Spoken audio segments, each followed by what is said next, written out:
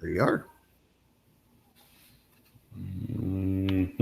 Does yours say it is? Mine says record. Yep. Okay. All right. We're going to talk today a little bit about the NFL schedule. It got released last night, so we'll see what some of the predictions are, play the schedule game, and find out who we're predicting to go to the Super Bowl way too early without anything happening. So we'll see what happens here. I'm going to start with Danny Boy there. I know you're a Steelers fan, so Dan, first of all, give me your prediction for what your Steelers record is going to be this year. I thought the Steelers got a pretty favorable schedule, actually. I mean, as far as how, like, the first 6 games, they have 4 home games, so I think it's important as, Ben comes back. I honestly do think that they're going to be 8-8. I think that they may be tied, or even the Browns may end up with a better record than they are. It's hard to say because you don't know what Ben's going to be. So, I mean, if Ben is 80% Ben, I think they're a playoff team. If Ben is 50% Ben, they're 8-8. All right. Mace, what you got? I broke down the schedule. I watched some of the things last night. They broke them down into basically 3 sections, first 5 or 6 games, middle and end. If you remember back to last year, their opening first really 8 games it was really a buzzsaw. I don't think it's quite as bad this year, but I think all the teams that they're playing, when you start talking about Washington, they should be improved. Cincinnati should be improved. Dallas, I don't know what to take from them. And then obviously you got Pittsburgh and Baltimore in there with Indianapolis, who I know a lot of people love in that first set of games. So to me, I think that's a pretty tough run for them to open up the season with a new head coach and not a lot of time to prepare. But from there, I really like their schedule after that. When you start talking about the Raiders and Cincinnati, I like having 3 home games in a row kind of in the middle of the season with the Raiders, the Texans, the Eagles. I know none of those are gimmies, but what I really like is the back end of their schedule this year, talking about Jacksonville. I think Tennessee is a game that's going to be kind of a revenge game for them. At least I hope it is, because they embarrassed us on opening day last year. Having Baltimore at home on Monday night is be a fun game. Playing both New York teams. So, and then of course ended up with the Steelers at home.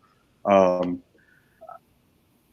look at this schedule, and if I was making predictions, the optimistic Browns fan in me says 10-6. The realist says hopefully 9-7. And either way, hopefully that's good enough to get them into the playoffs. Derek, what do you think? I got the Brownies going 9-7, starting off the season before the bye, 5-3. Man, Mace, you hit on a bunch of points I was going to say, but I like that 3 home games span in a row. I think that's huge, and I think they'll build off that to kind of carry them out through the season. I just don't know if they did them any favors starting with the Ravens. I mean, I think that's a tough way to start. So you're starting there with a loss, and then I think you're going to, you're hoping you beat the Bengals on that Thursday night. Again, that could be, it's a quick turnaround, which I guess if it's going to happen, better to happen earlier than happen later. But I got about 9-7, 8-8 when I look at them. I pretty much had the same thing for the Steelers when I looked at their record. Danny, I'm a lot like you. I thought it's kind of a coin flip. I think the Ravens are winning that division, and then I think Browns or Steelers could be in the mix for a wild card. It just depends on which one can get the most wins, throughout. But my real fear is we've seen a lot of regime changes, and man, this is going to be tough when you're talking about virtual stuff happening. I just don't know. I don't know what's going to happen to that team. I look at them and I think the more time they're together, the better. And this is just less time they're going to have together. So that really does worry me. What I don't like about the Browns schedule, though, Keith, being up there the last several years, the home opener and then the Steelers and Ravens home games are by far and away the most exciting games. And then anytime that you have a primetime game like a Thursday night or a Monday night or a Sunday night, those are up there. I don't love that they open up Thursday night at home. Their home opener Thursday night. I don't love that idea. I'd much rather it be a 1 o'clock start time on a Sunday because that stadium's buzzing pretty good on that home opener. So I don't like it that it's a Thursday night. Yeah, see, I thought go ahead, Dan. Go ahead, Danny. I thought that the schedule makers did the Browns a favor in the aspect of they don't have a lot of primetime games. Yeah, they have 2. Yeah, I mean, I honestly think, like in the big picture, that does them a favor. Yeah. I think there's less pressure. I disagree because I think they played well on primetime games. Who played well? They played well last year on primetime games. Was the San Francisco game a primetime game? Yeah. That wasn't a well-played game. No.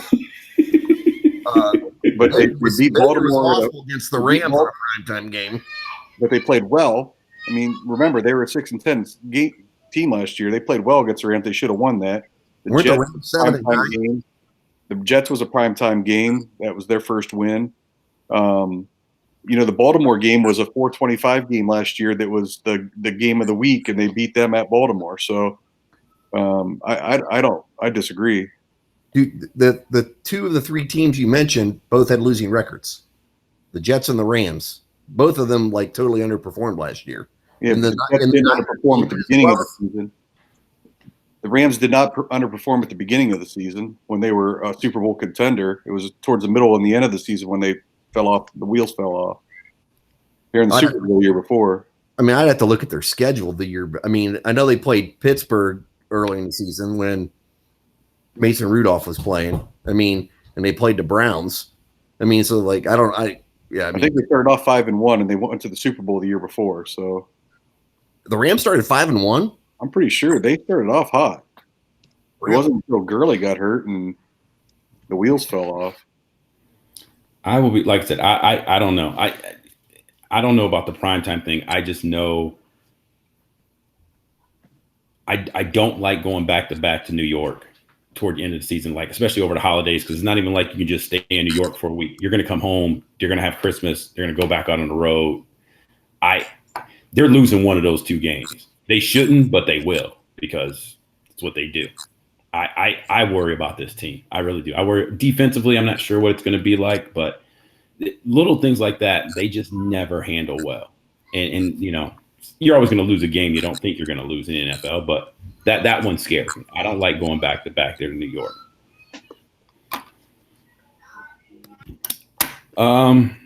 Rams started out the season last year at 5-3, Dan, and ended up going 9-7. Oh, okay. Thank you. I couldn't get it on my phone. My phone is like an iPhone 4.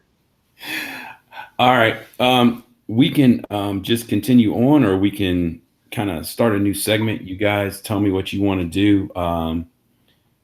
We're just going to go through real quick, predict who we think is going to win each division, maybe who we think is going to make it to the playoffs, and then who you think is going to win it all. So hey, we can continue, Keith. It doesn't matter. But the 2 more things that I wanted to talk real quick schedule-wise was, well, I'll tell you what. Dallas has 4 primetime games. You're talking about an average team last year who maybe didn't get any better. I don't know. Then, of course, you got Tampa Bay with at least 4, I think. I think they've got 5. I thought they made the maximum. Yeah, I think it's crazy, and I get the reason why they do it. But I think I disagree with Dallas. If everyone wants to say that they're America's team, that's great. But until they start doing some winning, I don't know that they deserve to be on prime time that many times. I think Pittsburgh has 4 or 3? I know they have at least 3. They play the Giants, the Ravens, and the Bills, and I couldn't remember if they have a 4th. They might. I don't remember. I don't remember offhand. Oh no, they have 5 they have 4 because they have the Bengals on Monday night. There you go. Yep. Yeah, so they have 4 as well, which was kind of shocking to me, not having any idea what Ben was going to come back like. because if Ben doesn't come back, you're watching like the 2007 Steelers. You know what I mean? Where you're watching good defense and like 100 yards of passing. But they've proven that they can win. Oh yeah, That way. You know what I'm saying? I mean, that to me, that's.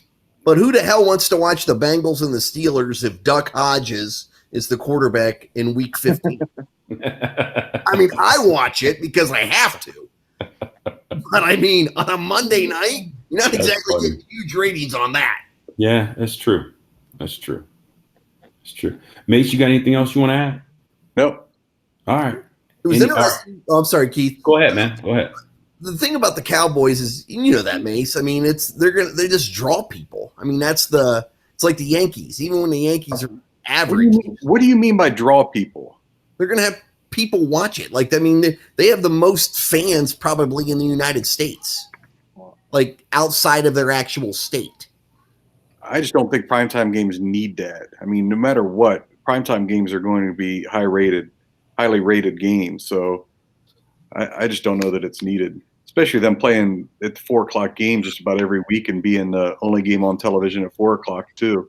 There's a chance that we'll be able to see Dallas play 12 games this year if you wanted to. Yeah. It'll be interesting. But I think, you know, I agree with you, Dan. I think that's Jarrett's team. And one way or another, either you love them or you hate them. But I think they get that kind of love or hate. And even if they're mediocre, they still get the ratings because people want to see them fail or people want to see them succeed. It's not like they're just losers or, you know, I mean, that's the Cowboys. So, and they got names, so they throw it out there and that's what they do. But we shall see. We shall see. All right, we're gonna come back. We'll do our division winners and then we'll wrap this up for the day. See what we got. Yeah. Boom.